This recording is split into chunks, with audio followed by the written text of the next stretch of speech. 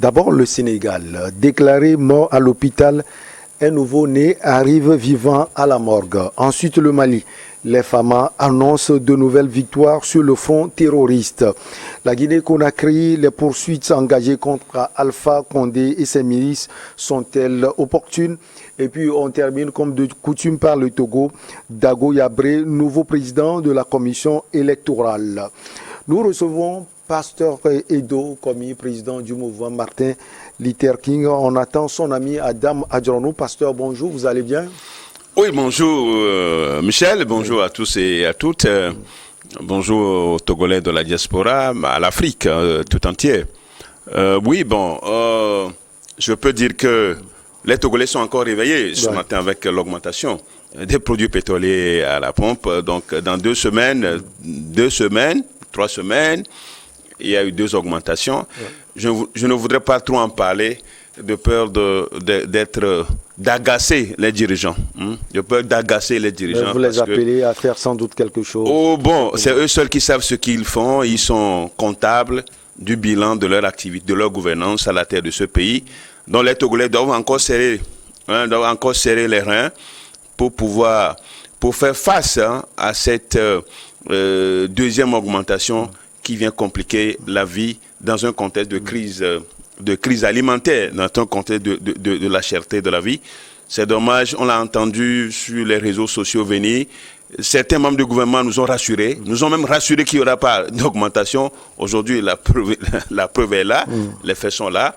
Et c'est dommage, malgré ce dont on nous parle, malgré qu'on nous parle des subventions, je crois que c'est dommage. Bon, j'en passe juste, et je voudrais aussi saluer la jeunesse africaine qui est désormais mobilisée pour faire face à la France-Afrique surtout, parce que vous n'êtes pas sans le savoir qu'aujourd'hui il y a le sentiment anti-français. Le sentiment anti-français, Michel, ce n'est pas contre les Français, c'est contre le système qui nous régente pendant des siècles, pendant des dizaines d'années, pendant des décennies. Ça, il faut faire cette différence. Non, bien sûr, moi j'ai des amis français. J'ai des amis français. Donc c'est le système qui nous régente. Nous sommes contre ce système qui nous a avilis, ce système qui continue de soutenir les dictatures en Afrique, ce système qui ne veut pas que l'Afrique avance. Nous sommes contre ce système. Et aujourd'hui, pour nous sommes face à notre destinée. Et le XXe siècle, c'est le siècle de l'Afrique. Et la jeunesse doit prendre conscience pour ne pas être attirée par comment on l'appelle, la facilité, surtout que le sentiment aujourd'hui, le sentiment pro-russe est en train de gagner l'Afrique. Pour nous, c'est une transition de la France-Afrique. Quand on sort de la France-Afrique, c'est une transition pour nous. Et cette transition, moi, personnellement, et comme beaucoup d'autres Africains, la Russie peut diriger cette transition pour nous avant d'arriver à notre souveraineté. On file donc au Sénégal. Pasteur Mbébé a été déclaré mort à l'hôpital régional de Kaolack dans le centre du pays avant que les services de la morgue ne le constatent encore vivant. L'enfant est finalement décédé plusieurs heures après. Le procureur de la République a ouvert une enquête samedi dernier. Triste sort donc Pasteur Edo Komi pour ce nouveau-né baptisé Diary. Oui, c'est triste parce que le Sénégal est en train d'être secoué par, je ne dirais pas le non-professionnalisme du corps médical de ce pays, mais je ne sais quoi dire exactement puisque nous sommes déjà... on n'est pas encore sorti de cette affaire de la jeune dame Astou Sokna, qui a été décédée 9 mois de grossesse, qui a été décédée en couche à l'hôpital de Louaga, je crois. C'est Louaga. Donc avec des sages-femmes qui ont été même condamnées. Il y a eu des relaces, mais il y a des condamnations. Il y a eu des peines à sursis. Mais je crois que cette affaire a provoqué un tollé général au Sénégal. Et le président Macky Sall même s'en est impliqué directement.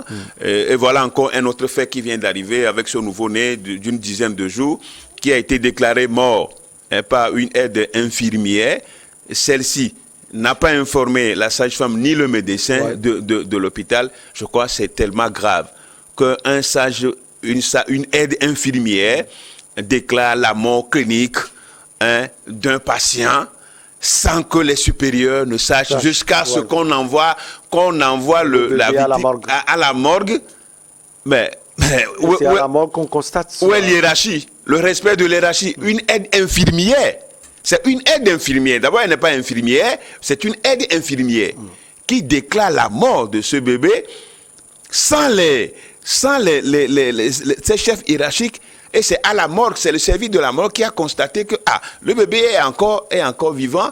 Alors, je crois quand même que c'est grave. Et je ne sais pas si cette aide infirmière était en mission contre le bébé, personne ne saura le dire, mais c'est très, très, très grave. Et je crois que le Sénégal est encore secoué par un autre scandale. Et malheureusement encore que c'est à l'hôpital. Donc, c'est comme s'il y a un problème d'éthique professionnelle dans le corps médical. Ce n'est pas seulement au Togo, ce n'est pas seulement au Sénégal, mais en Afrique de manière générale.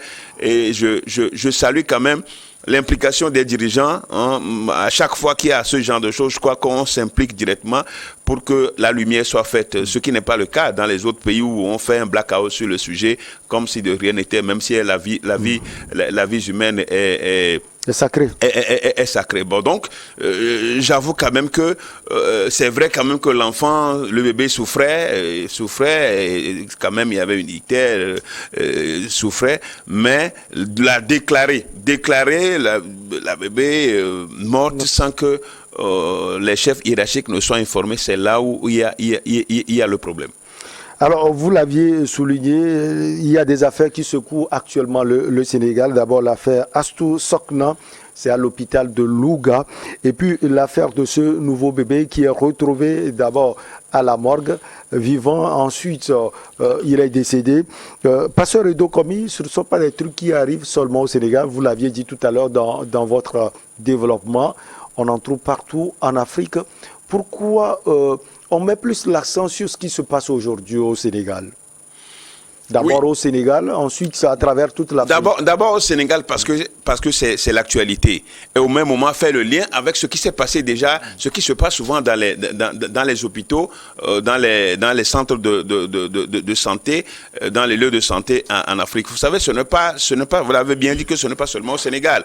Ça arrive souvent où, je crois qu'il doit y avoir un délai avant de déclarer un patient cliniquement mort. Il faut quand même qu'il y ait un délai. Il faut qu'il y ait un délai.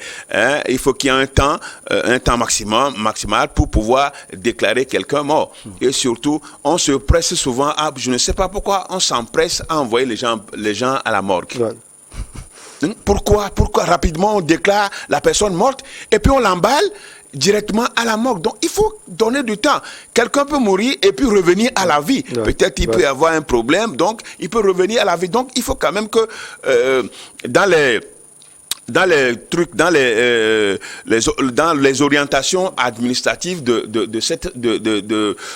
milieux hospitaliers, mais qu'il y a un délai, on dit voilà, la personne, voilà, ça peut faire des heures avant de constater définitivement la mort. Bon, donc je crois quand même que cette affaire, ce n'est pas seulement au Sénégal qu'il faut le voir, mais de manière générale, il faut quand même qu'on puisse désormais arrêter un temps fixe pour pouvoir déclarer quelqu'un mort. Et aujourd'hui, je crois que les parents ont porté plainte. C'est de bonne guerre. On aurait aimé que le bébé survive, mais ayant été déjà étouffé. Ce bébé a été étouffé à la morgue avant qu'on ne constate.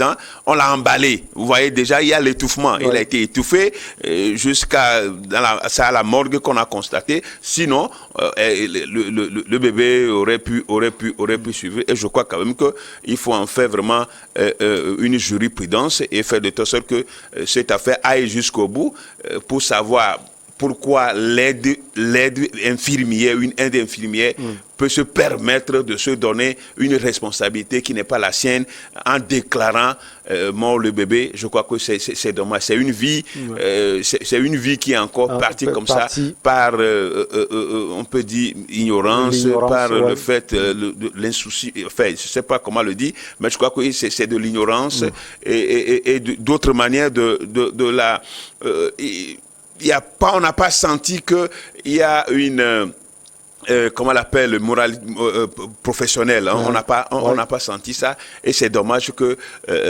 mais j'avoue que le Sénégal va être encore secoué par cette affaire. Parce qu'on n'a pas encore fini avec l'autre dont on parlait tout à l'heure. Alors, secoué et surtout sur le plan politique, peut-être, est-ce que ça peut agir sur la gouvernance du président Macky Sall à 2 mois des élections législatives, c'est le 31 juillet précisément. Est-ce que par ce rideau commis, ça risque d'impacter négativement le bilan du président Macky Sall? Moi, je crois que les adversaires de Macky Sall peuvent l'utiliser pour ces deux cas récents, peuvent l'utiliser pour dire qu'il est le chef de l'État. Même si on sent qu'au Sénégal, il y a quand même de l'argent dans l'appareil sanitaire, il y a quand même, le budget est conséquent par rapport à la santé. Maintenant, c'est l'éthique professionnelle qui manque. Et du coup, les adversaires politiques de Macky Sall peuvent l'utiliser pour convaincre les Sénégalais à voter pour eux, pour qu'ils aient la majorité et gouverner et qui est la cohabitation avec Macky Sall, gouverner, parce que quand ils ont la majorité, ils peuvent avoir le Premier ministre et avoir tout le gouvernement, l'Assemblée nationale, ce qui va être compliqué pour Macky Sall. Allez, on marque la petite pause et on revient pour la suite.